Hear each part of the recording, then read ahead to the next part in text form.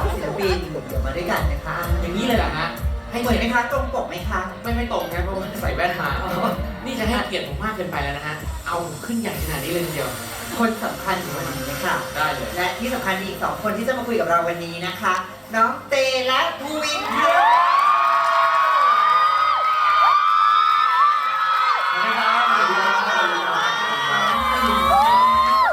จะได้คุยกัน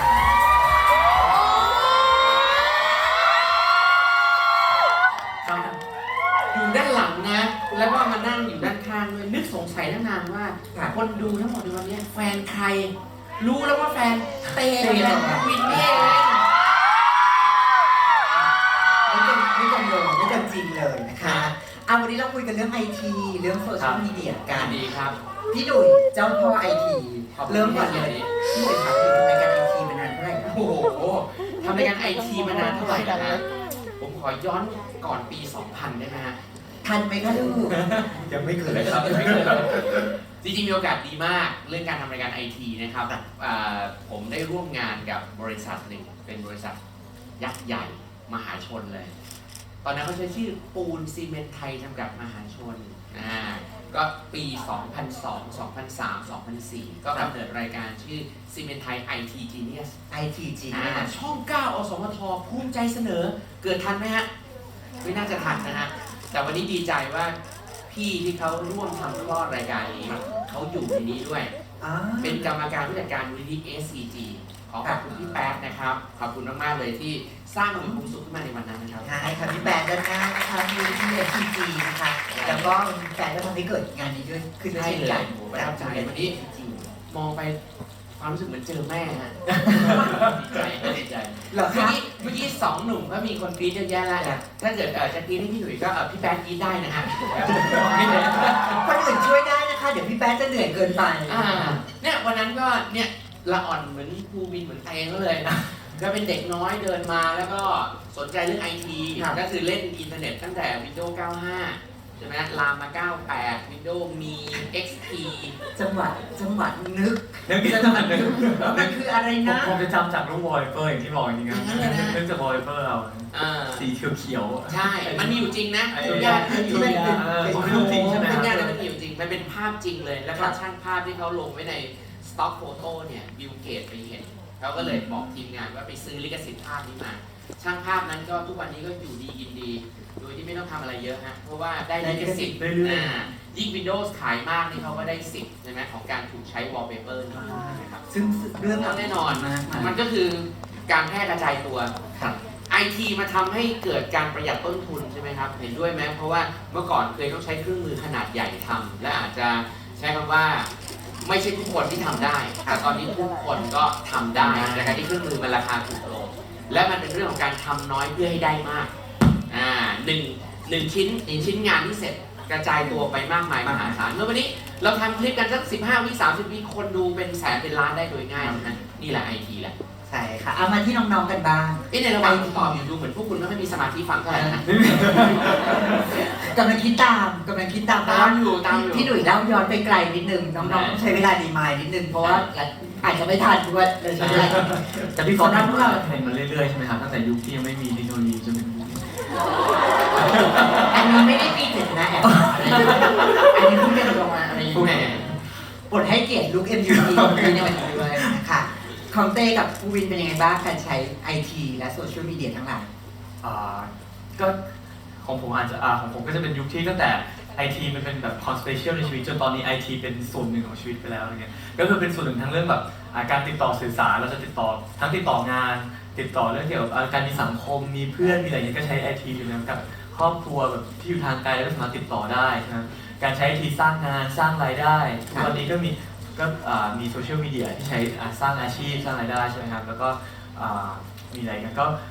ทุ่นแรงประหยัดเวลาเลยเป็นพวกแบบอุปกรณ์ไอทีต่างๆหรือแบบเป็นสมาร์ทโฮมอะไรที่ทำให้เราเนี่ยประหยัดเวลาในชีวิตเหนื่อยน้อยลงอะไรได้เนี่ยก็รู้สึกว่ามันอยู่ในทุกๆอย่างในชีวิตเลย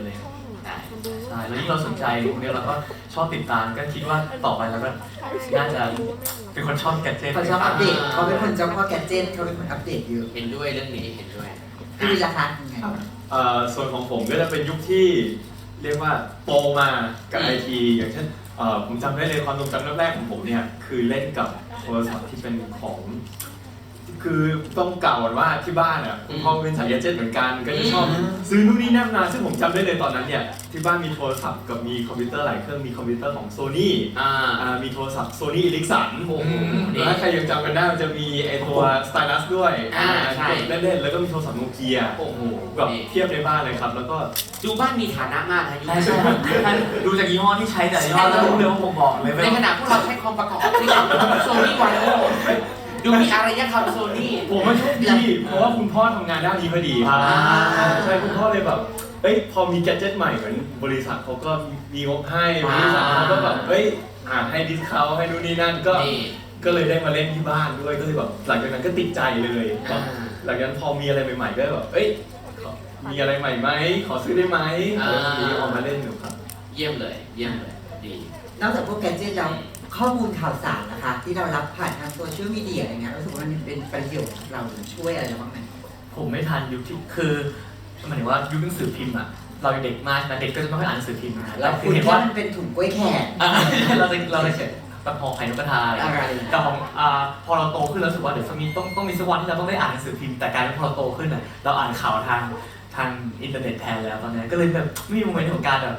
เห็นผู้ใหญ่นั่งกลางหนังสือพิมพ์อย่างเงี้ยเราไม่มีแล้วเพราะตอนนี้เราอ่านในเสพข่าวแล้วก็เสพในโซเชียลตลอดเลยนะ แต่ทุกวันเราก็ยังคงเปิดอ่านเพื่ออัปเดตข่าวสาร ใช่ตื่นมาก็เปิดดูแล้ว นี่ก็เป็นการอ่านหนังสือชนิดหนึ่ง ครับ บางคนชอบบอกว่าเนี่ยเด็กไทยยุคนี้ไม่อ่านหนังสือเลยจริงๆเราไม่ต้องอ่านจากกระดาษก็ได้นะเราอ่านจากหน้าจอนี่คือการอ่านตัวหนังสือเหมือนกันใช่ไหม มันแค่แปล อยู่ที่เนื้อหา เดียว อะไรไม่ได้อยู่ที่รูปแบบ ตาต่างก็นิดเดียวอ่านข่าวในหนังสือพิมพ์มันจะมีกลิ่นอ่านจากออนไลน์มันไม่มี กลิ่นหมึกเนาะ กลิ่นถึงอ่ะใช่ไหมฟีลลิ่งในการเปิดกระดาษเนี่ยแวบคุณอาจจะเข้าไม่ถึงเรื่องนี้ ไม่ทันของผู้วิจารณ์ ครับแต่ผมว่าดีนะการที่ข่าวไปอยู่ออนไลน์อย่างเช่นมันมีอะไรเกิดขึ้นเสร็จปุ๊บเนี่ยไม่ถึง 10-15 นาทีมันเขาเขียนข่าวลงมาแล้วลงใน Twitter ลงในที่ต่างๆหมดแล้วอย่างเช่นข่าวล่าสุดมีข่าวน้ำท่วมที่เกาหลีถูกไหม เร็วมากๆ เร็วมาก ถ้าเราอ่านหนังสือพิมพ์ก็จะเป็นอีกวันหนึ่งถูกไหมครับ น้ำท่วมกรุงโซลเกาหลีปั๊บใช่ไหมเวลาเขาเรียกวันละ2 ชั่วโมง ค่ะ พอตี 4ผู้ว่าไปวิ่งที่สวนลุมมีคนถามเลยเอาน้ำท่วมไปไม่จัดการ คนละที่ อันนี้เป็นปัญหาในการเสียข้อมูลบางทีอ่านไม่ครบ อ่าน บาง ไป ทีไม่ เกิ คร น บว่ากรุงโซลหรือกรุงเทพ แค่เห็นเขาว่าน้ำท่วมขึ้นเลยยังไม่ทันรู้ที่ไหน หรือหน้าผู้ว่าขึ้นเลย แต่ด้วยพอดีคนกรุงเทพมันใจไม่ค่อยดีไม่เลยเห็นไหมครับตัวนั้นโอ้ย แล้วผมว่าข้อดีอย่างหนึ่งของการได้เสร็จคือเราเรื่องทรัพยากรนะครับการพอหนังสือแบบเราไม่ต้องปริ้นเป็นอะไรเงี้ยเราก็จะแบบ แน่นอน ไปก็เลย มันก็จะเกิดที่เรียกว่า sustainable development goal ใช่ไหมกับเป้าหมายยาวๆที่ทั้งโลกจะประหยัดทรัพยากรไม่ปล่อยคาร์บอนฟุตปรินต์ก็คือการไม่ตัดไม้ทำลายป่าก็เป็นหนึ่งในกระบวนการที่ช่วยได้ แล้วก็ปรับเปลี่ยนพลังงานฟอสซิลเมื่อก่อนก็ใช้แล้วหมดไปต่อไปก็ต้อง sustain คือยั่งยืนอยู่ได้ใช่ไหมครับ ก็เป็นข้อดีอีกอย่างทีนี้ ยิ่งช่วงนี้ค่าน้ำมันแพงมาก หลายๆคนก็ผมเห็นช่วงนี้หลายๆคนหันไปใช้พวกปลั๊กอินไฮบริดพวกรถ EV เป็นพลังงานที่กำลังใช้ได้เรื่อยๆ แล้วก็ถ้าผมจะไม่ผิดผมเห็นทางการไฟฟ้าแห่งประเทศไทย สร้างแผงโซลาร์เซลล์แบบใหญ่มาก อันนี้โซลาร์ฟาร์ม โซลาร์ฟาร์มที่เขื่อนอะไรครับผม มีหลายเขื่อนตอนนี้ก็คืออะไรก็ตามที่เป็นอ่างเก็บน้ำเป็นอะไรเงี้ยเขาก็จะเอาแพไปลงใช่ไหมครับแล้วก็เสร็จปุ๊บก็วางโซล่าก็เป็นพลังงานที่ฟรีไงเพราะว่าเราก็โดนแดดแผดเผาทุกวันทำไมไม่เปลี่ยนเป็นไฟฟ้าราคาบ้านผมก็ใช่ อันนี้เรียนตรงไม่ได้ทายอินอะไรนะฮะอันนี้ใช้ SCG Solar Roof อยู่โดยบังเอิญเนี่ยก็เป็นเขาเรียกว่าบริการที่ติดตั้งเสาแผงโซลาร์เซลล์ที่คุ้มค่ามากกระเบื้องไม่มีน้ำรั่วเพราะว่า SCG เขาผลิตกระเบื้องมุงหลังคา 3,000 กว่าแบบเขาก็มาเทียบเลยว่าอันไหนเป็นของบ้านเราเขาก็หล่อไอตัวฐานโซล่าซึ่งปกติต้องเจาะใช่ไหมครับแล้วมันเสียงน้ำรั่วใช่ไหมครับก็กลายเป็นว่าทั้งขาเนี่ยมาพร้อมกับเบื้องเลย ก็เสียบเป็นเหมือนต่อเลโก้เลย ก็ทำให้การติดโซลาร์เซลล์คุ้มค่ามาก ทานและสะดวกมากขึ้น ใช่ครับ เมื่อกี้เป็นข้อดีของไอทีและโซเชียลมีเดียในมุมของน้องๆที่ใช้สื่อทุกวันนี้พี่หนุ่ยคะไอทีและโซเชียลมีเดียมีข้อดีและข้อเสีย โอ้โหแหมเรื่องนี้เอาจริงทุกคนก็รู้เนาะรู้ใช่ไหมไอทีและโซเชียลมีเดียมีข้อเสียอะไรครับมีข้อเสียอะไรบ้างมีทัวร์ลงได้โดยที่ไม่ต้องอยู่สถานีขนส่งค่ะที่จอดรถทัวร์ค่ะ จัดทัวร์ค่ะ คือก็ต้องยอมรับความไวของมันนะแล้วพอมันไวมากคนก็หัวร้อนไวขึ้น แล้วมันก็เป็นทักษะหนึ่งที่ผมว่าทุกคนจะต้องอยู่กับมันให้ได้นะไม่ใช่ไปต่อต้านมันว่าเฮ้ยทำไมอินเทอร์เน็ตมันเป็นอย่างนี้20 ปีก่อนบอกเลยพี่หนุ่ยพี่แป๊ดและอีกหลาย ๆ พี่ที่มูลนิธิ SCG เนี่ยในยุคนั้นเนี่ยทีมสื่อสารองค์กรเนี่ยเราชวนคนใช้เพราะคนยังไม่ได้ใช้ถูกไหมเราทำรายการ IT Genius เนี่ยเพื่อหวังว่าคนจะได้มาใช้กันเยอะๆภาพที่เราเห็นจากการโปรโมทมันในวันนั้นเนี่ยเราเข้าใจว่ามันจะมาลดแก็บลดช่องว่างความรู้ที่คนที่เคยใช่ครับคุณมีสมาธิกับพี่นิดนึงผมเข้าใจว่าทักทายจะทำไม รักพี่เตที่สุดเลยเขาเข้าใจนะฮะทีนี้เขารักของเขาแต่ทีนี้ผมก็มองงี้ไอ้วันที่เราโปรโมทมันเนี่ยเราเข้าใจว่าไอ้พลังเพื่อความเรียนรู้อินเทอร์เน็ตนี่มันมาเพื่อขับเคลื่อนเรื่องพวกนี้ใช่ไหมคือคุณไม่ต้องมีหนังสือคุณก็รู้ได้เหมือนคนซื้อหนังสือคุณไม่ต้องเดินทางไปห้องสมุดขนาดใหญ่คุณก็ดึงข้อมูลมาปรากฏตรงหน้าได้เร็วเราเข้าใจในมิติว่ามันจะทำให้คนฉลาดขึ้นซึ่งวันนี้คนฉลาดขึ้นไหมครับมันเองหน่อยฮะคุณก็ฉลาดขึ้นจริงๆเรารู้มากขึ้นจริงๆแต่ในความรู้มากขึ้นของเราดันรู้ไม่เท่าทันอารมณ์เราเองครับ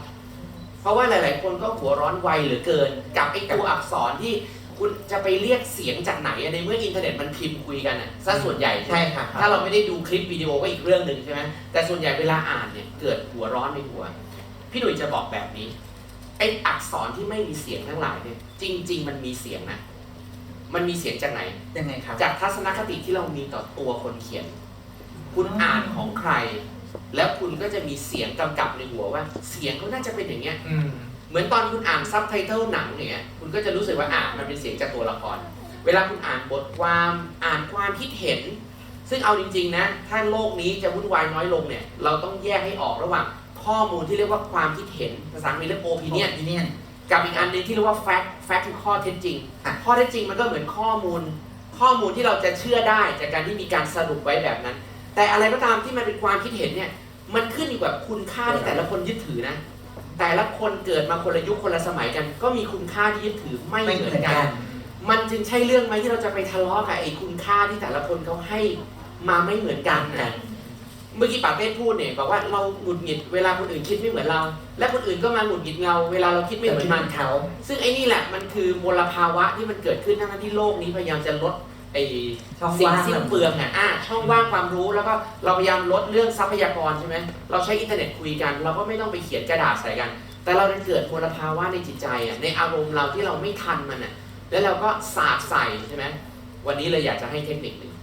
ครับเทคนิคหนึ่งตัวอักษรมันไม่มีเสียงเวลาคุณพิมพ์นะครับแต่ว่าทุกๆครั้งถ้าคุณทีเล่นทีจริงกับมันหรือคุณเขียนอะไรก็ได้ที่ไม่อยากให้ทัวร์ลงหรือไม่อยากให้ใครมาด่ากลับให้คุณใส่ความมีอารมณ์ดีกับตัวอักษรบ้าง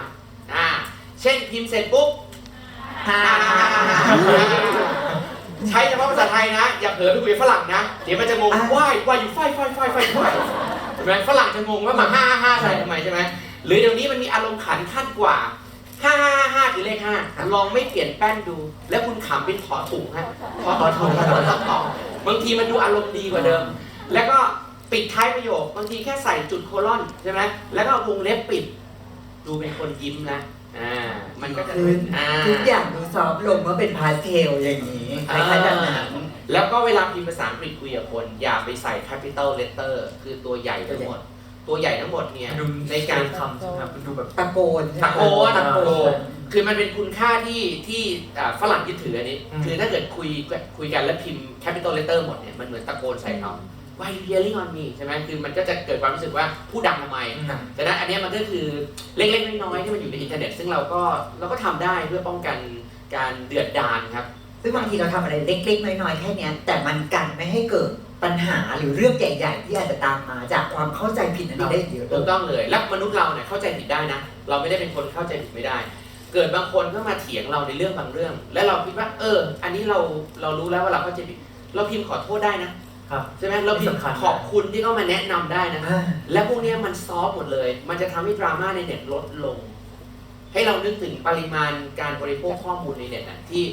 เขาต้องทำเซิร์ฟเวอร์ขนาดใหญ่เพื่อเก็บข้อมูลที่คนมาดราม่ากันเนี่ยที่ดูว่าโลกต้องเปลืองทรัพยากรขนาดไหนเราลดดราม่าได้นะเหมือน ภูเขาขยะที่ไม่จำเป็น ลด แต่ ดรา อยู่ ม่า ในโลกโซ ลด เชี ด ย รา ล ม่าลดโลกร้อนด้วย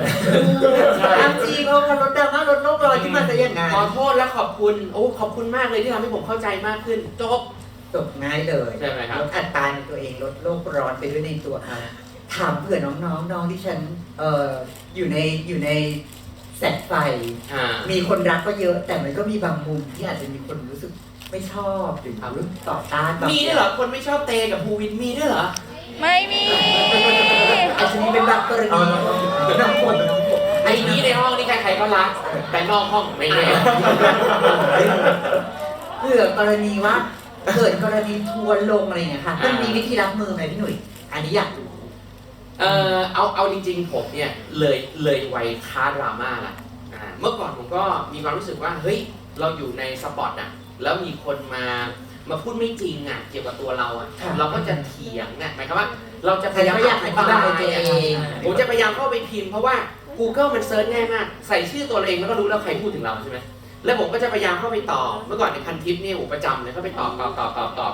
ในวัยหนึ่งของผมที่อาจจะใช้คำว่าอยากสร้างการยอมรับอ่ะจนวันหนึ่งเนี่ยพออายุมันมากขึ้น เราก็ค้นพบว่ามันไม่จำเป็นนะเพราะว่าครั้งหนึ่งตอนที่ผมกำลังบ้าพลังพิมพ์ตอบทุกคนนะแล้วไม่ค่อยได้หลับได้นอนด้วยนะมีคนมาพิมพ์ตอบกลับผมว่าคุณหนุ่ยนี่ก็บ้านะต้องตอบทุกความเห็นเลยเหรอซึ่งก็จริงใช่ไหมผมบอกว่าผมเป็นคนชอบอ่านและผมรู้สึกว่าผมทนไม่ได้ถ้าใครจะเข้าใจผิดในมุมนี้แต่ในวันหนึ่งนะครับพอเวลามันผ่านไปเราไม่ต้องอธิบายทุกคนครับเดี๋ยวเขาก็จะเข้าใจเราเองเพราะว่าเขาก็จะดูเส้นทางเดินของเราไงวันนี้ผมอยู่ในอาชีพเดียวมา 24 ปีก็ขอบคุณ SCG อีกครั้งหนึ่งนะครับโดยมูลนิธิ SCG ที่สนับสนุนเนี่ยกิจการงาน IT ต่างๆในยุคที่อยากให้คนไทยได้รู้จักอินเทอร์เน็ตผมก็ได้ออกมาพูดในเรื่องนี้ในภาพลักษณ์ใช่ไหมที่ดีเลยล่ะแล้วก็ผมก็พยายามจะเขาเรียกว่า carry ไอชื่อเสียงที่ไม่ต้องมากคือคนเราชื่อเสียงมากไปอันตรายนะชื่อเสียงไม่ต้องมากแล้วก็ให้มันมีอาชีพเรียกว่าชื่อเสียงเพียงพอต่อการทำอาชีพที่เราชอบในแต่ละวันได้ออกจากบ้านมา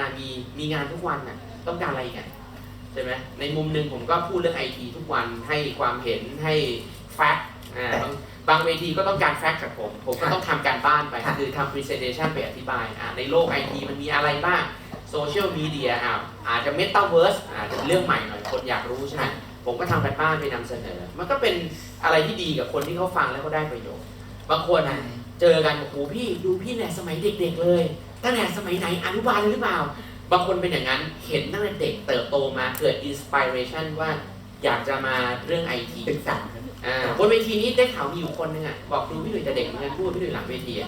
ใช่ไหมกูวินอธิบายซึ่งวันนั้นมันรู้สึกยังไงเวลาเห็นเรื่อง IT ในทีวีผมรู้สึกว่ามันเป็น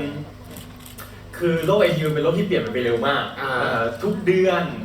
ทุกอาทิตย์มันจะมีข่าวใหม่ๆมีอะไรใหม่ๆออกมาให้ลองตลอดให้เราได้เห็นตลอดผมเลยรู้สึกว่าด้วยความที่มันเป็นโลกที่เปลี่ยนแปลงเร็วขนาดเนี้ยเราก็ต้องพยายามตามมันให้ทันแล้วพอมีแบบพี่หนุ่ยเป็นแบบกระบอกเสียงแล้วเป็นคนแบบคอยสรุปข้อมูลมาให้ว่าเอ้ยอาทิตย์นี้มีอันนี้นะอันนี้ไม่ได้สำคัญมากอันนี้เราไม่ต้องไปสนใจมากอันนี้เป็นเรื่องที่น่าสนใจอันนี้เราควรให้ความสนใจกับมันหน่อยก็เลยรู้สึกว่าพอมีคนมาบอกอย่างเงี้ยเรารู้สึกสบายใจแล้วก็รู้สึกว่ามันแฮปปี้ที่แบบเรามีคนคอยฟังคอยสรุปเนื้อหาให้เรื่อยๆโอ้โห พี่เข้าใจแล้วทำไมภูวินโตขึ้นมาแล้วฉลาดขนาดนี้ดีใจขอบคุณมากแต่เช็คว่าต้นแบบดีอันนี้ก็ไม่ได้คุยกันเอง อันนี้แหละคุยกันเองดูออกขนาดนั้นเลยเหรอคะดูออกเลยน้องๆบ้างนะคะการรู้เท่าทันโซเชียลมีเดียวันนี้ที่เราใช้อยู่มีอะไรที่เราคิดว่าเราระมัดระวังมากขึ้นกับมันหรือเรามีวิธีใช้กับมันยังไงเพื่อไม่ให้เกิดผลเสียตามมาทีหลังคือตอนนี้พอเราอยู่ในยุคโซเชียลมีเดียใช่ไหมครับเราได้ข่าวสารข้อมูลอะไรจากทุกทางเยอะมากคือเรามีสิทธิ์ที่จะเสพข่าวอะไรก็ได้ที่เราอยากจะเสพแต่ว่าเราก็ต้องรู้ด้วยว่าสิ่งที่เราเสพทุกอย่างมันไม่ใช่เรื่องจริงทั้งหมดเราต้องมีวิจารณญาณในการเสพมีเขาเรียกว่ามีเขาเรียกว่าเราต้อง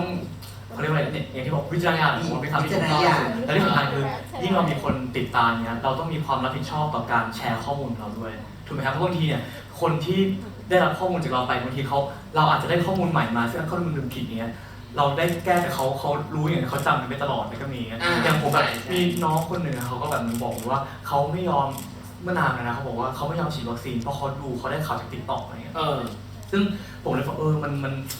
เทคโนโลยีเล็กๆน้อยพวกนี้บางทีมันก็มีผลอิทธิพลต่อชีวิตของคนมากๆเหมือนกันเลย ใช่โซเชียลมีเดียมันเหมือนกระซิบฮะคือบางทีฟัง official news อ่ะข่าวอย่างเป็นทางการไม่เชื่อนะจะไปเชื่อไอ้แชทไลน์แค่บล็อกประมาณสัก10 บรรทัดเนี้ยว่าอย่าไปฉีดนะหรืออะไรเงี้ยว งในว่ามาว งในก็บอกมานะอะไรเงี้ยนะซึ่งวงในจริงเป็นแอปอาหาร ใช่ค่ะ ผมเห็นด้วยกับตรงนี้ด้วยผมรู้สึกว่าคนส่วนมากเวลาเสพข่าวเขาจะดูว่าใครน่าเชื่อถืออย่างเช่นซอสพวกแบบ CNN BBC ข่าวในทีวีเรื่องเล่าเช้านี้รายการข่าวพวกนี้ก็เป็นถือว่าเป็นข่าวที่น่าเชื่อถือ น่าจะถือ ใช่ไหม สำนักข่าวที่คุ้นเคย ใช่แล้วอีกอย่างหนึ่งที่ผมว่าคนส่วนมากรู้สึกว่าน่าเชื่อถือก็คือคนอย่างผมกับพี่เตคนที่มีผู้ติดเยอะๆคนรู้สึกว่าพวกเราน่าเชื่อถือ เพราะฉะนั้น เรากันเองแล้ว เพราะฉะนั้นเราต้องระวังเป็นพิเศษเวลาเราจะแชร์อะไรถูกไหมเพราะว่าเราอาจจะแบบเวลาสิ่งที่เราแชร์ไปมีคนเห็นมากเป็นพิเศษเงี้ยเราก็ต้องยิ่งระมัดระวังตัว แต่สิ่งที่เขาพูดถูกนะเพราะว่าอินฟลูเอนเซอร์คือสื่อนะ ใช่ ทุกคนคือสื่อ ทุกคนคือสื่อจริงๆคนที่นั่ง you are media เพราะเราปล่อยข้อมูลเนี่ยจะด้วยวงเล็กวงใหญ่ก็ตามเราก็ต้องล้วนรับผิดชอบทั้งสิ้นใช่ไหมฉะนั้นหลายๆอย่างก็ต้องตรวจสอบก่อนวันนี้มันมีภัยเมื่อกี้เราพูดถึงพฤติกรรมการใช้ใช่ไหมว่าอาจจะหัวร้อนทัวร์ลงดราม่าคนไทยก็สนุกการเสพดราม่าจริงๆเอาจริงๆเมื่อก่อนเราเคยเข้าใจว่าทีวีไทยไม่เห็นมีอะไรดูเลยยุคนึงอ่ะพอทีวีมีตั้ง24 ช่องดันเหมือนกันหมดเลยคือเป็นดราม่าเหมือนกันเพราะว่าไอ้ผลเรตติ้งเนี่ยหรือการสำรวจความนิยมมันตอบแล้วว่าคนชอบจริงๆเราไปดูในอินเทอร์เน็ตเนี่ยเลขวิวไม่โกหกเรานะใช่ไหมมาร์ค ซักเคอร์เบิร์กเนี่ยเซตไว้ต้องผ่านเกิน3 วินาทีถึงเริ่มนับใช่ไหมแล้วก็จำแนกหลังบ้านได้อีกว่าดูไปกี่นาทีกี่วินาทีเราเห็นชัดเจนว่าอะไรที่เป็นหัวข้อที่เสี่ยมให้คนโกรธคนก็จะกดใช่ไหมทำให้โกรธก็กดแต่ว่าถ้าเราจะทำแบบนี้ออกมาตลอดมันก็ไม่ใช่คนที่รับผิดชอบสังคมเนี่ยฉะนั้นในมุมมองหนึ่งเนี่ยเราอยากให้สาระมันสนุกทีนี้ไอ้สาระมันจะสนุกเนี่ยพวกเราก็ต้องช่วยกันปรับเปลี่ยนมุมมองที่ตัวเองมีต่อการกดรับเพราะว่าไม่งั้นสื่ออื่นๆเขาก็จะไม่ขยับเพราะเขาจะมองแบบนี้ฮะเขาทำของที่ขายได้ก่อนทำไงก็ได้โอยบิวเข้ามาโฆษณาจะได้มาใช่ไหมสปอนเซอร์จะได้เข้าแต่ถ้าเกิดว่าเราไม่ช่วยกดเวลาเขาทำสาระนะเขาจะตอบเลยว่าอ๋อสาระมันก็คงไม่เหมาะกับประเทศนี้แล้วก็กลับไปทำดราม่าเหมือนเดิมแล้วเราก็เจอแต่มลภาวะเหมือนเดิมแล้วเราก็มานั่งบ่นถ้าไม่สื่อเป็นเนี้ยก็สื่อในประเทศไหนมันก็สะท้อนความนิยมของคนในประเทศนั้นอยู่แล้วมันเป็นแบบนี้ทั้งโลกอยู่แล้วใช่ไหม ใช่ ครับ ค่ะเพราะฉะนั้นก็น่าจะเป็นทักษะของคนรุ่นใหม่เหมือนกันนะที่ถ้าเราอยากจะเปลี่ยนโลกก็เริ่มจากที่ตัวเราเองด้วยเป็นจุดเริ่มต้นแล้วก็ขยายวงกว้างออกไปเรื่อยๆ ใช่เราเปลี่ยนได้ด้วยตัวเราเองเลยก็คือสิ่งที่เราเลือกนั่นแหละ you are what you read you are what you watch เหมือนกันใช่ไหมคุณดูอะไรคุณก็เป็นอย่างนั้นใช่ไหมครับวันนี้ทุกคนเยี่ยมมากที่มาดูงานดีๆอย่างสวยเลยสุดยอดมากเลยแปลว่าคุณเป็นคนที่ยอดเยี่ยมมากนี่ชมอยู่นะครับปรบมือได้ครับปรบมือให้ตัวเองนะครับแอนอึ้งเลยเฮ้ยกำลังหลอกด่าเลยนะไม่ได้ด่าเลยคุณนะ นี่ก็ชมจริงไหมนะ ชมไหม ชมอันนี้ชม เพราะว่าอันนี้ก็คือเวทีที่เป็นเขาเรียกว่าเสวนาสาระไงซึ่งมันก็ไม่ได้เกิดขึ้นบ่อยใช่ไหมส่วนใหญ่คนชอบแบบรายการเอาคนที่ไม่ถูกกันมาทะเลาะกันอย่างเงี้ยซึ่งความจริงมันก็มีแต่มลภาวะแต่ว่ามันมีภัยหนึ่งเดี๋ยวต้องเล่าไปให้ครบนะมันจะมีเรื่องแฮกมันจะมีเรื่องเฟกนิวส์เฟกนิวส์เนี่ยวันนี้ก็ใครภูมิต้านทานก็พอจะดูออกว่าข่าวแบบไหนมันเป็นทรงเก๊ใช่ไหมทรงที่แบบว่าดูแล้วไม่น่าจะเป็น ปูบินก็บอกถูกเลยต้องดูว่าแหล่งข่าวน่าเชื่อถือแค่ไหนอันนี้เราพอจะดูกันออกแต่อีกหน่อยคุณจะเจอภัยที่เรียกว่า deep fake deep fake คือเอาหน้าคนที่ขยับปกติในวิดีโอเนี่ยแต่ไม่ใช่คนนั้นน่ะหมายความว่าเขาเอา CG กราฟิกหน้าคนนั้นน่ะมาสวมทับหน้า เป็น เขา โปรแกรมที่ทำให้หน้าคนนั้นขยับไปตาม เราก็สามารถพูดอะไรก็ได้ พูดตามสคริปต์ออกมาเลยพิมพ์อะไรเข้าไปแล้วมันก็ออกมาเหมือนเลยอย่างทอมครูซอย่างเงี้ยก็ทำตัวอย่างใช่ไหมมันมีวิดีโออันหนึ่งคนก็นึกว่าทอมครูซไปอยู่กับปาริสฮิลตันจริงๆแล้วคือดีเฟกเทคโนโลยีก็กำลังจะเข้ามาแล้วก็คงจะปั่นป่วนสังคมอีกสักระยะใหญ่ๆเพราะว่าก็จะมีคนที่ไม่ทันเรื่องนี้ไม่เคยรู้ว่ามีคำว่าดีเฟกมาก่อนแล้วก็หลงเชื่อแชร์ต่อกันทางไลน์อีกมากมายส่วนครับเกิด นี่มันเหมือนยุค Photoshop เลยนะฮะ ยิ่งกว่า ใช่ แต่คราวนี้มันดู แต่มันเชื่อแค่ตัดต่อภาพเนาะเป็นภาพนิ่งเนาะ คือตอนนี้คนเริ่มมีภูมิคุ้มกันต่อ Photoshop ประมาณนึงแล้วจะรู้สึกว่าเฮ้ยอันนี้ตัดต่อหรือเปล่าเริ่มมีภูมิคุ้มกันแต่ว่าอันเนี้ยเริ่มเป็นภัยใหม่อีกเลเวลนึง กว่า ใช่แล้วก็มีเรื่องแฮ็กเครื่องแฮ็กเครื่องก็จะไม่สำคัญเท่าแฮ็กคนคำว่าแฮ็กคนก็คือเป็นลักษณะของการเจาะด้วยจิตวิทยาใช่ไหมครับก็คือโรแมนต์สแกมอย่างเงี้ยปลอมเป็นใครสักคนเอารูปอวตาร ปูวินมาเงี้ยแล้วก็อาจจะโพสต์เฟซบุ๊กด้วยนะว่าตัวเองเนี่ยมีกิจกรรม ทำอะไรอยู่ บ้าง ตึ๊ด ก็ไปดูดเอาจาก IG เข้ามาเงี้ยแล้วก็มาเขียนเป็นอวตารปูวินขึ้นมา ส่งไปหาคนอื่นๆ แล้วก็คุยแชท